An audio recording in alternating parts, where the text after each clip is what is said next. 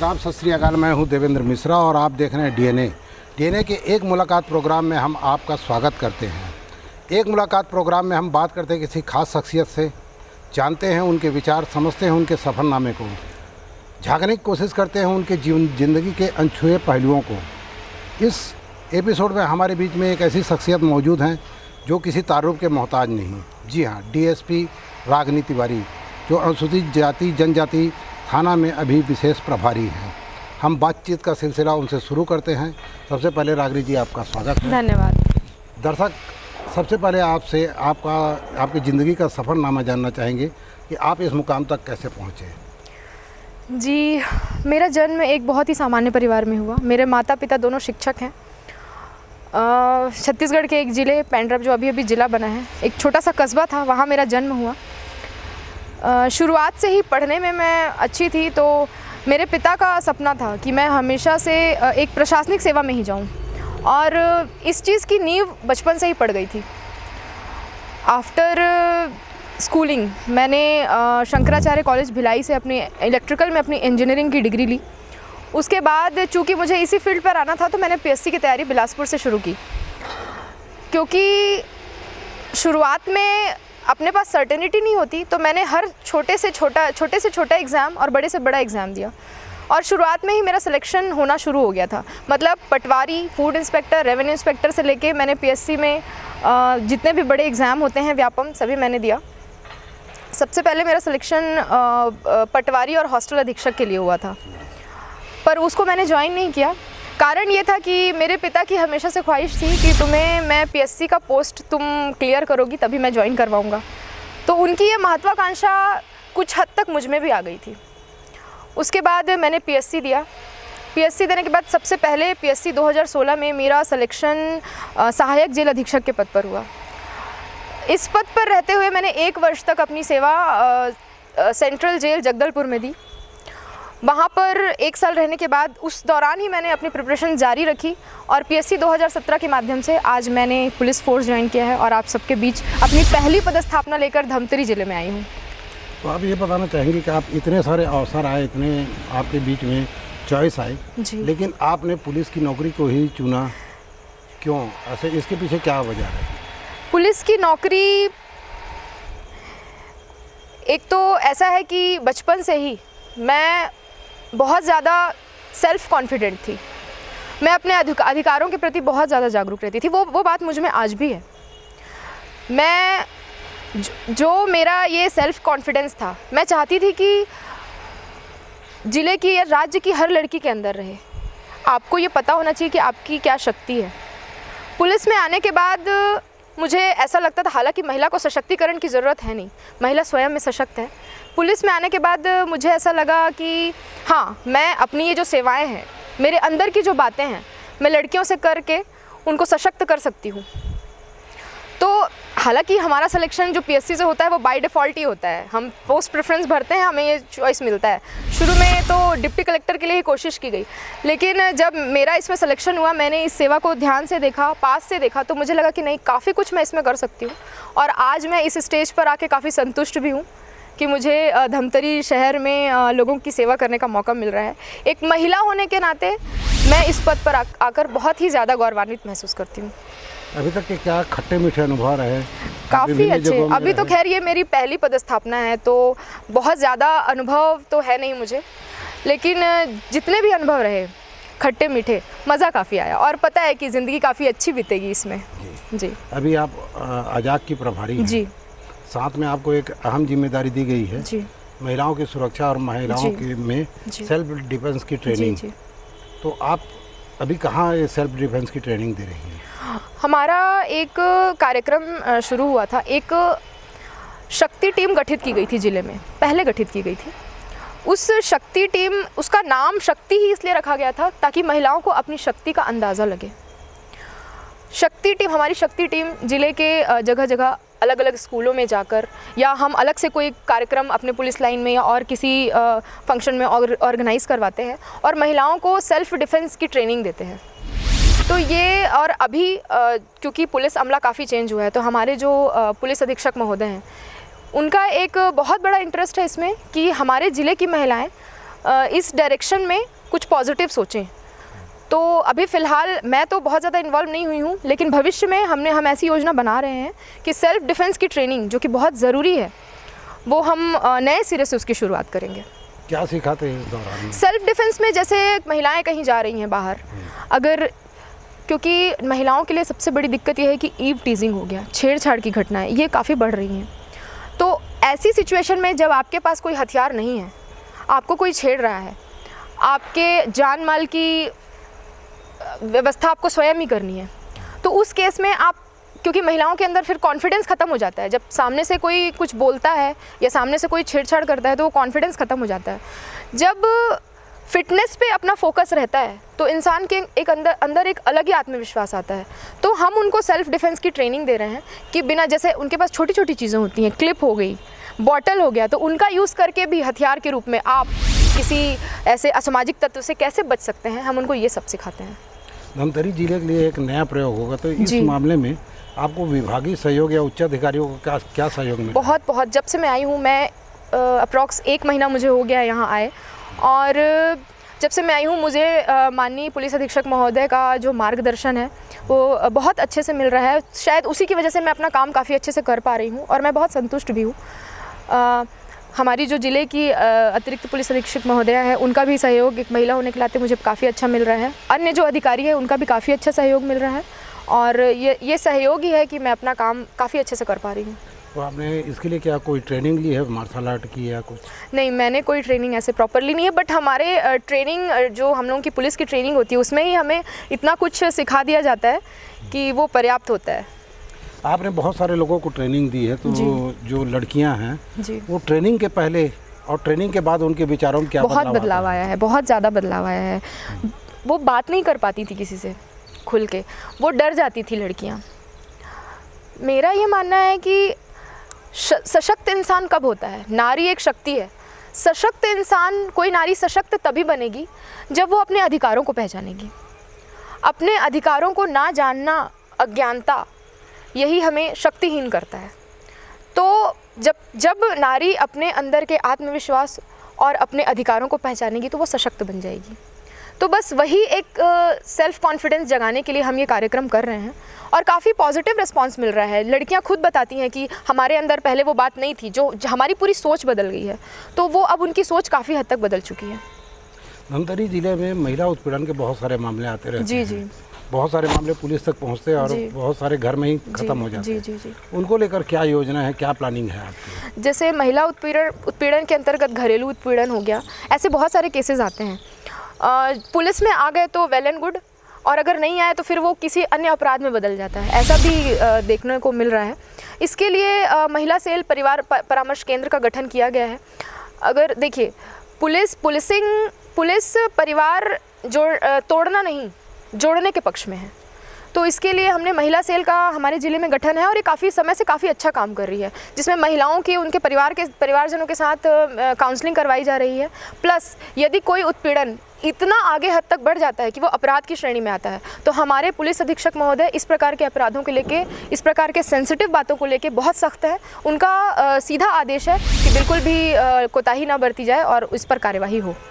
जैसे कोई महिला है, वो अपने घरेलू मामलों को जी या अपने उत्पीड़न के मामलों को कानून के दरवाजे तक नहीं लाना चाहती, लेकिन वो उसे निजात पाना भी चाहती है, ऐसी महिलाओं के लिए क्या व्यवस्था की? ऐसी महिलाओं के लिए एक तो शक्ति टीम का गठन मैंने पहले ही जिक्र किया है, उसके अलावा परिवार परामर्श केंद्र जो है, और हमारे यहाँ डीएसपी श्रीमती सारिका वैद्य मैडम है, वो महिलाओं से संबंधित अपराधों की डीएसपी हैं, तो वो भी काफ़ी अच्छा काम कर रही हैं, और डायरेक्ट हम महिलाओं से कनेक्ट करके उनकी समस्याओं को सुनकर उनका समाधान करते हैं। तो इस फील्ड में भी काफ़ी अच्छा काम हो रहा है। कम्युनिटी पुलिस के बारे में आपके क्या विचार हैं? कम्युनिटी पुलिसिंग टोटली सोसाइटी पे बेस्ड है। पुलिस समाज है तो पुलिस है, समाज नहीं है तो पुलिस का भी कोई औचित्य नहीं है। हम जब तक समाज से एक कनेक्ट नहीं बना लेते तब तक हमारी पुलिसिंग इफ़ेक्टिव नहीं होगी। ये बहुत ज़रूरी है। आजकल तो अपराधों में काफ़ी बदलाव आ गया है, नए नए प्रकार के अपराध आ रहे हैं, लोग अवेयर नहीं हैं, जानते नहीं हैं, अपने अधिकारों के बारे में नहीं जानते, जागरूकता की कमी है, इसकी वजह से वो शिकार हो जाते हैं।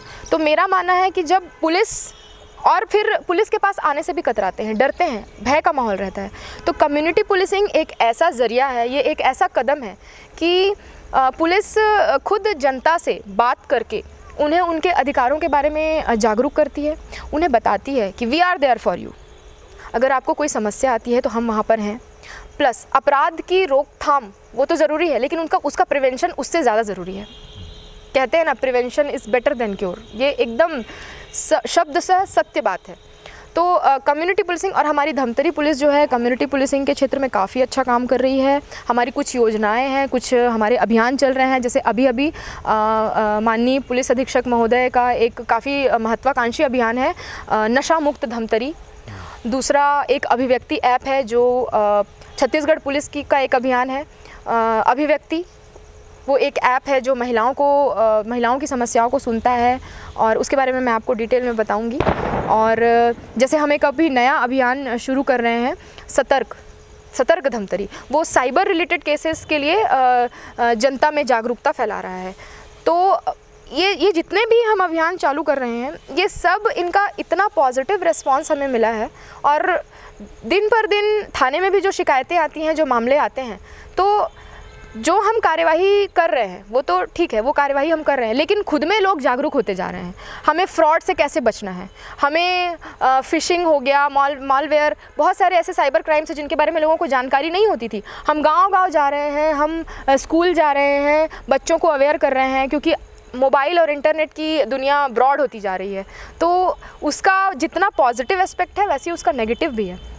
तो काफ़ी अच्छा रिस्पांस मिल रहा है, इसमें काफ़ी हम लोगों को सहयोग भी मिल रहा है, लोगों का, जनता का, स्टूडेंट्स का कोऑपरेशन, और काफ़ी अच्छा हो रहा है इस फील्ड में। साइबर क्राइम के बारे में आपने बताया, साइबर क्राइम को लेकर धमतरी में बेहद संवेदनशील मामले आए हैं सामने जी। चाहे वो चीट फंड कंपनी का मामला हो या दीगर टाइप की ठगी का मामला हो।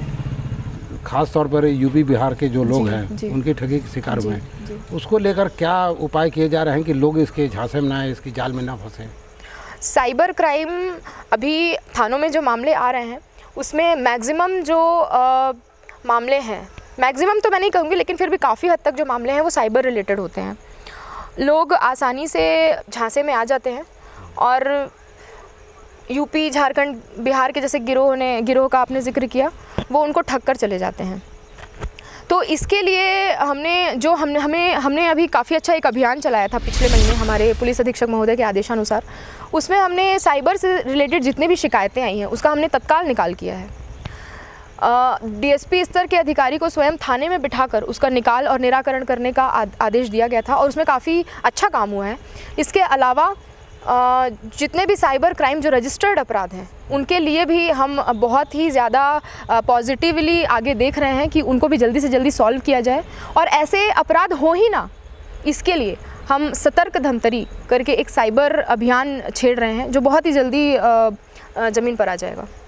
धमतरी शहर में बहुत जगह सीसीटीवी कैमरा लगे हैं जी, लेकिन वो खराब है और बार बार पुलिस को ये कहा जा रहा है कि उसको बनवाया जाए, तो उससे कहीं न कहीं महिलाओं को भी सुरक्षा की भावना बढ़ेगी अगर वो सीसीटीवी बन जाए। तो क्या आप इस बारे में उच्च अधिकारियों से कुछ वार्तालाप? जी, इस बारे में भी बात हुई है। हम एसपी महोदय ने मीटिंग ली है इस बारे में कि क्या कर सकते हैं। तो इस बारे में ट्रैफिक और जो काफ़ी कुछ तो जन सहयोग से भी वो कैमरे वगैरह लगे हुए हैं, कुछ नगर निगम के हैं, कुछ और हैं, तो सभी डिपार्टमेंट से समन्वय और सहयोग करके उसके बारे में भी हम फॉरवर्ड देख रहे हैं। स्कूल और कॉलेज की लड़कियों को आप क्या आश्वस्त करेंगे कि उनके साथ छेड़खानी की घटनाएं ना? बिल्कुल नहीं होगी। अभी हमारी धमतरी पुलिस में महिला स्टाफ जो है काफ़ी अच्छा आ गया है, तो मैं पर्सनली एश्योर करती हूँ कि आपको किसी भी प्रकार की अगर समस्या है तो आप डायरेक्ट पुलिस के पास आ सकती हैं। हम पूरा आश्वासन देते हैं कि हम आपको इस प्रकार की सुरक्षा प्रदान करेंगे। प्लस एक और बात मैं कहना चाहूँगी, अभिव्यक्ति एक ऐप है छत्तीसगढ़ पुलिस का, उसमें यदि ऐसी कोई महिला है जो छेड़खानी की शिकार है या महिला संबंधी किसी भी अन्य अपराध की शिकार है और वो थाने नहीं पहुंच पा रही है, तो अभिव्यक्ति एक एप्लीकेशन है, प्ले स्टोर में जाकर उसको डाउनलोड कर सकते हैं और ऑनलाइन अपनी कंप्लेन दर्ज करवा सकते हैं। ये कंप्लेन डायरेक्ट हमारे हेडक्वार्टर जाएगी, हेडक्वार्टर से ये कंप्लेन हमें मिलेगी और हमें ये आदेश है कि विदिन 7 डेज़ उस कंप्लेन को रिजॉल्व करना है। तो ये एक बहुत अच्छी पहल है और इसका बहुत पॉजिटिव रिस्पांस भी मिल रहा है हमें। तो अब तो महिलाओं से मैं यही कहना चाहूँगी कि आप बिल्कुल आश्वस्त रहें, अपने अधिकारों को जानें और पुलिस आपके साथ है और आपको हर संभव मदद मिलेगी। स्कूल कॉलेज की लड़कियों को या दीगर महिलाएं जो पीड़ित हैं उनको अगर आपसे डायरेक्ट संपर्क करना होगा तो कैसे कर सकते हैं? बिल्कुल, मैं अभी जिस ऑफिस में बैठती हूँ मैंने उसको ओपन कर दिया है। आप किसी भी समय मेरे साथ वर्किंग आवर में किसी भी समय आकर अपनी समस्या बता सकती हैं और महिलाएं आती भी हैं, हम सुनते हैं उसकी समस्याएं और जितनी जल्दी हो सके हम उसको सॉल्व करने का कोशिश करते हैं। तो ऐसा बिल्कुल भी नहीं है कि हमसे मिलने का कोई टाइमिंग या आपको क्या बोलते हैं अनुमति लेकर आना है। आप कभी भी आ सकती हैं, मैं उनसे डायरेक्ट बात करूंगी। अभी तक धमतरी में क्या चुनौतियां आपके सामने आई और क्या लगता है धमतरी में एक बहुत बड़ी एक चुनौती जो मेरे सामने आई है वो है नशाखोरी। इसके छोटे छोटे बच्चे, काफ़ी कम उम्र के बच्चे इसका शिकार हो रहे हैं और ये बहुत ही ज़्यादा एक विडंबना है कि ध्यान नहीं दे पाते, घर वाले ही ध्यान नहीं दे पाते और बच्चे फिर अपराध में लिप्त हो जाते हैं। तो ये समाज का माहौल ख़राब करता है और क्योंकि हम भी समाज के प्रति जिम्मेदार हैं तो इसी के लिए नशा मुक्त धमतरी कार्यक्रम पुलिस अधीक्षक महोदय के आदेशानुसार शुरू किया गया है और इसमें हम जागरूकता कार्यक्रम भी कर रहे हैं, प्लस नशे की वजह से होने वाले जो अपराध हैं उसको रोकने के भी लगातार प्रयास किए जा रहे हैं। हमने डीएनए के प्रोग्राम में उड़ता धमतरी करके एक एपिसोड बनाया था जिसमें छोटे छोटे बच्चे जो बोन फिक्स और दीगर जो नशीली चीज़ों के गिरफ्त में हैं उनके बारे में खुलासा किया था और ये भी बताया था कि इन बच्चों को कहाँ से मिलता है ये सब चीज़। तो क्या इस पर कोई कार्यवाही होगी आने वाले समय में जहाँ से इनको मतलब ये सब चीज़ें उपलब्ध हो जाती हैं?